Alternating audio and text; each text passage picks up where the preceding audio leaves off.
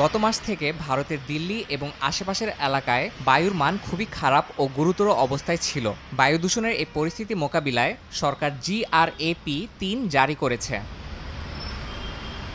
GRAP-3 অনুযায়ী এই পরিস্থিতি সামাল দিতে সরকারের নির্দেশে স্কুলগুলোতে পঞ্চম শ্রেণী পর্যন্ত শিক্ষার্থীদের জন্য হাইব্রিড ক্লাস চালু করা হয়েছে। স্কুলগুলোতে শিক্ষার্থীদের অনলাইন এবং সরাসরি ক্লাসের মধ্যে যেকোনো একটি পদ্ধতি বেছে নেওয়ার সুযোগ থাকবে, তবে এর জন্য ঘরে ইন্টারনেট এবং কম্পিউটারের মতো সুবিধা থাকতে হবে। অন্যদিকে দিল্লিতে নির্দিষ্ট ড্রাইভিং মানদণ্ডের নিচে থাকা ডিজেল চালিত যানবাহনের প্রবেশ নিষিদ্ধ করা হয়েছে।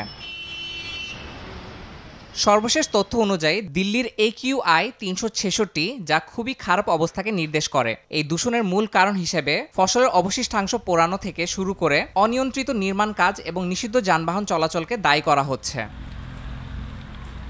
বায়ু দূষণ নিয়ন্ত্রণে সরকারের নানা পদক্ষেপ সত্ত্বেও পরিস্থিতি প্রতিনিয়ত খারাপের দিকে যাচ্ছে। বিশেষজ্ঞরা মনে করছেন, দীর্ঘমেয়াদী পরিকল্পনা এবং কার্যকর নজরদারি ছাড়া দিল্লি ও আশেপাশের অঞ্চলের বায়ু দূষণ পরিস্থিতি নিয়ন্ত্রণ করা সম্ভব হবে না। ইয়াসিন মোহাম্মদ জিসান, সময় সংবাদ।